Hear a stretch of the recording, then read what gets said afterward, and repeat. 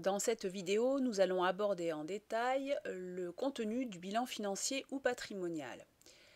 À l'actif, le bilan patrimonial ou financier comprend l'actif retraité supérieur à 1 an et l'actif retraité inférieur à 1 an.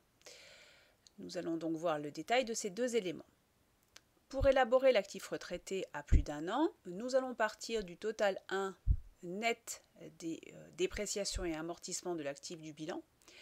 Nous allons retirer les éléments d'actifs fictifs. En effet, nous cherchons à déterminer la valeur de réalisation des éléments d'actifs, c'est-à-dire finalement l'argent que l'on pourra dégager du produit de la vente de l'actif.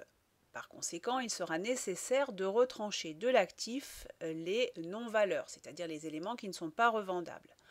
En l'occurrence, il s'agit des frais d'établissement, des frais de recherche et développement s'ils ont peu de chances d'aboutir, des charges à répartir, en particulier et uniquement les frais d'émission d'emprunt, puisqu'il s'agit d'éléments que nous avons activés sur option mais qui ne sont pas revendables, les primes de remboursement des obligations qui ne sont pas davantage revendables, le fonds de commerce figurant à l'actif du bilan. On rappelle que le fonds de commerce, lorsqu'il figure à l'actif du bilan, correspond à un fonds de commerce acquis. Et si on estime que sa valeur nette comptable n'est pas fiable, c'est-à-dire que sa valeur d'acquisition ne correspond pas à la réalité au jour de l'établissement du bilan, il est préférable de le retrancher. Et pour finir, nous allons retrancher le montant du capital souscrit non appelé, puisqu'il s'agit de la part du capital qui n'a pas encore été reçue et donc il ne figure pas en trésorerie.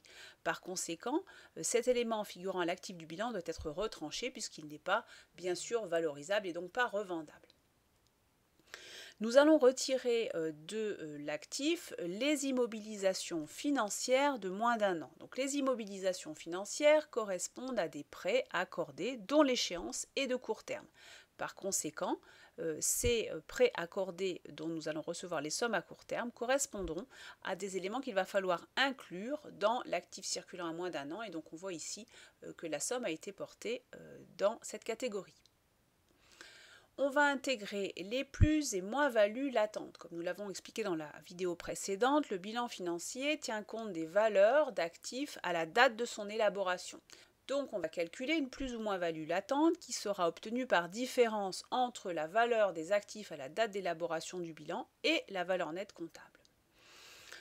Ensuite, on ajoutera le cas échéant ce qu'on appelle un stock outil, c'est-à-dire que c'est un stock dont on estime qu'il est incompressible parce que nécessaire au fonctionnement.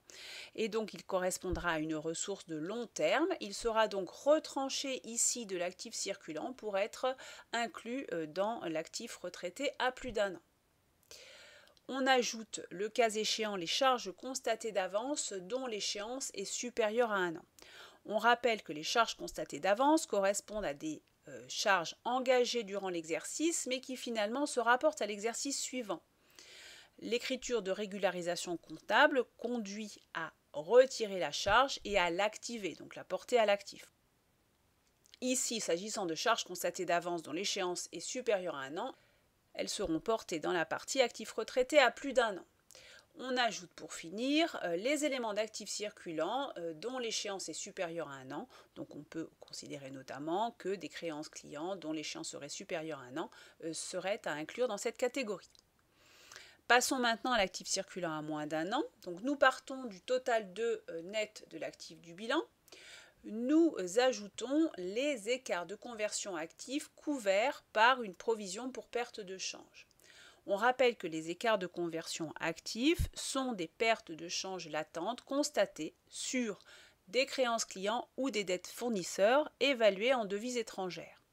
Lorsqu'à la clôture de l'exercice, on constate une différence entre la valeur d'enregistrement des factures et la valeur d'inventaire, eh bien nous enregistrons une perte de change latente, donc un écart de conversion actif, ou un gain de change latent, c'est-à-dire un écart de conversion passif. Ici, nous allons donc inclure les écarts de conversion actifs couverts par une provision pour perte de change, c'est-à-dire qui ont également fait l'objet de l'enregistrement d'une charge dans le compte de résultat. Comme nous l'avons expliqué tout à l'heure, nous allons retrancher des charges constatées d'avance figurant dans l'actif circulant la part à plus d'1 an, puisqu'elle a été incluse ici dans l'actif à plus d'1 an. On ajoute, le cas échéant, les effets escomptés non échus. On rappelle que les effets escomptés non échus correspondent à des effets que nous possédons, des effets de commerce, pour lesquels nous avons souhaité obtenir la trésorerie immédiatement plutôt que d'attendre le paiement du client. Donc la banque nous a accordé une sorte de crédit court terme.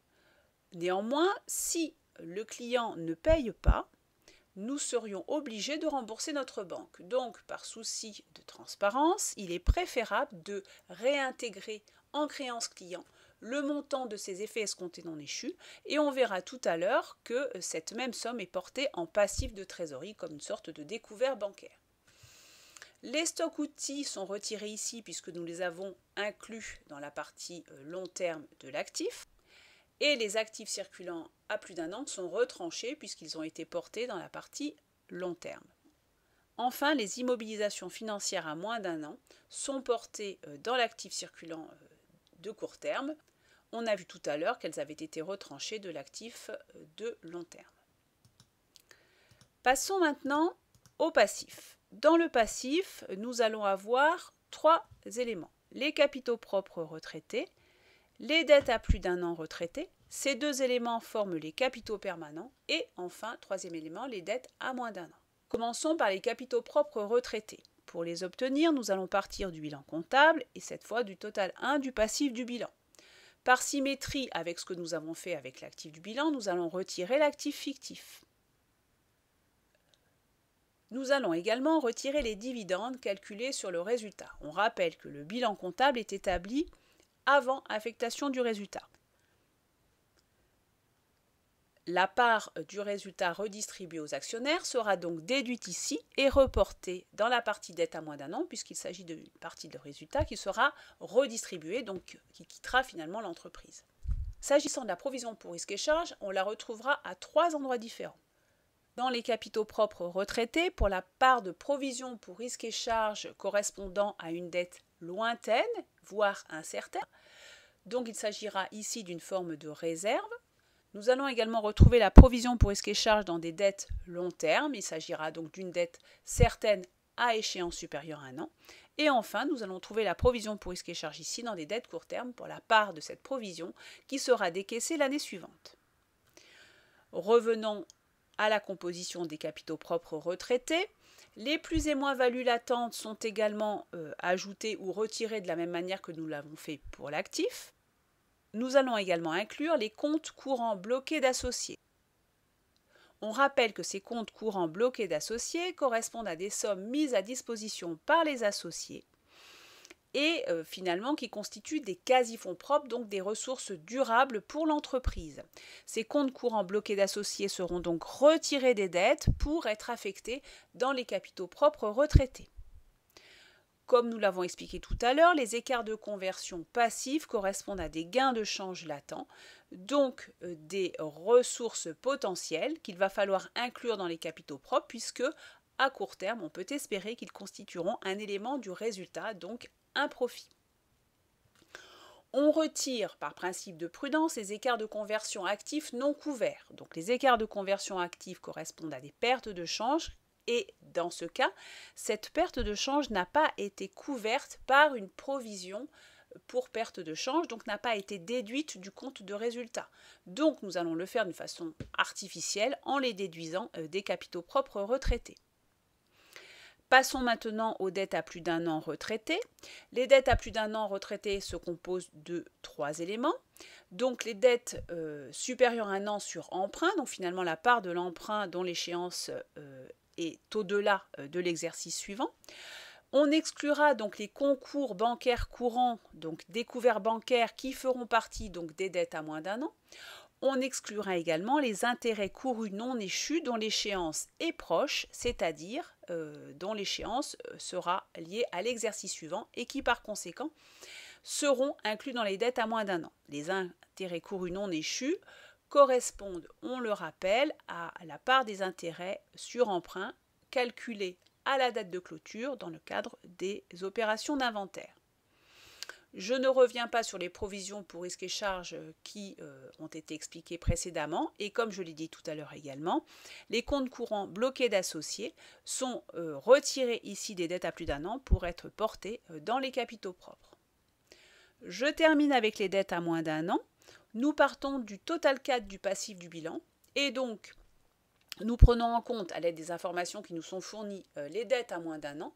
Nous ajoutons, comme nous l'avons expliqué, les effets escomptés non échus qui sont une sorte de découvert bancaire et dont pour l'instant nous ne sommes pas certains que nous n'aurions pas à les rendre à la banque puisque nous ne sommes pas certains que le client nous réglera. Nous ajoutons également les dividendes sur résultat N qui ont été retranchés du montant des capitaux propres puisqu'il s'agit de sommes que nous allons restituer aux actionnaires. Et enfin, nous allons intégrer les provisions pour risques et charges pour leur part de court terme.